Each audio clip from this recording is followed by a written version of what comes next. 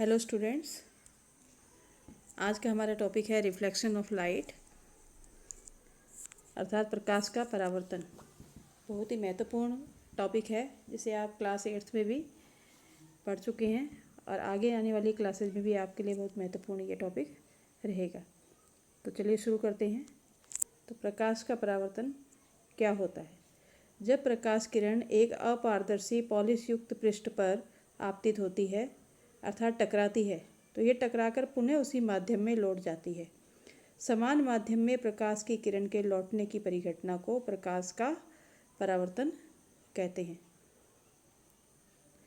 तो इसका पूरा मीनिंग हम समझते हैं कि क्या है इसका मीनिंग। कि जब प्रकाश की किरण एक अपारदर्शी पॉलिश युक्त पृष्ठ, तो क्या होता है अपारदर्शी पॉलिश युक्त पृष्ठ? अपारदर्शी आप जानते हो, जिसके आर पार नहीं देखा जा सकता, वो होता है अपारदर्शी। तो मान लीजिए आपके सबके घर में दर्पण होगा, दर्पण आप सभी ने देखा है, सभी के घर में होगा।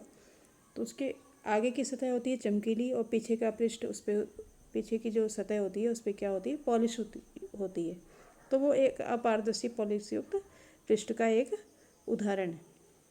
तो उस पर जब प्रकाश की किरण, अपारदर्शी पॉलिश युक्त पृष्ठ पर जब प्रकाश की किरण टकराती है, तो टकराने के बाद वह पुनः उसी माध्यम में लौट जाती है, अर्थात उसके आर पार नहीं होती, उसके पीछे नहीं जाती, उसे टकरा के वापस उसी माध्यम में लौट जाती है। तो इस परिघटना को हम क्या कहते हैं? प्रकाश का परावर्तन हम कहते हैं।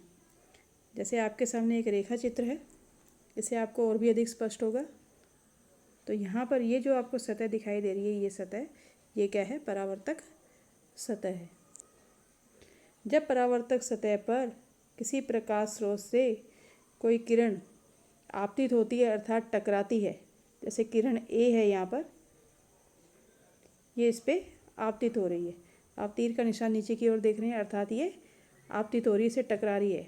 और टकराने के बाद में ये पुनः उसी माध्यम में, जो किरण बी द्वारा दर्शाया गया है, पुनः उसी माध्यम में लौट जाती है, जिसे हम परावर्तित किरण कहते हैं। अर्थात प्रकाश स्रोत से परावर्तक सतह पर टकराने वाली किरण को आपतित किरण और वापस उसी माध्यम में उस किरण के लौटने को क्या बोलते हैं? परावर्तित किरण कहते हैं। और ये परिघटना क्या कहलाती है? परावर्तन कहलाती है। अब आपतित किरण आप देख रहे हैं, आपतित किरण कौन सी है? ए है। और परावर्तक सतह के बीच में बनने वाला कोण क्या कहलाता है? आपतन कोण कहलाता है। परावर्तित किरण और परावर्तक सतह के बीच में बनने वाला कोण क्या कहलाता है? परावर्तन कोण कहलाता है।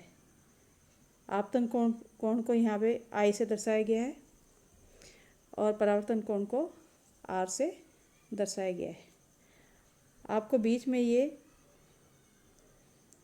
सीधी लंबी रेखा भी दिख रही होगी, ये वाली, ये क्या है? अभिलंब है। तो अभिलंब क्या होता है? अभिलंब एक काल्पनिक लंब है जो सतह पर एक रेखा होती है, काल्पनिक रेखा, उसे हम क्या कहेंगे?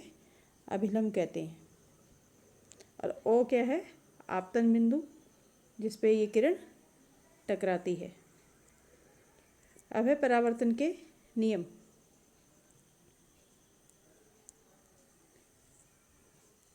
तो परावर्तन के दो नियम हैं। पहला नियम, प्रकाश के परावर्तन में आपतन कोण और परावर्तन कोण का मान हमेशा समान होता है। दूसरा, आपतित किरण, परावर्तित किरण, अभिलंब और आपतन बिंदु सभी एक ही तल में होते हैं। तो इस रेखाचित्र द्वारा ही हम समझते हैं इसको। तो पहला इसका नियम क्या है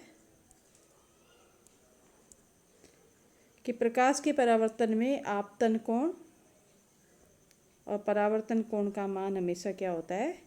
समान होता है। आपतन कोण और परावर्तन कोण का मान हमेशा समान होता है। दूसरा नियम इसका क्या है? आपतित किरण, परावर्तित किरण और अभिलंब तीनों एक ही तल में होते हैं। तो यह है परावर्तन के नियम। Thank you.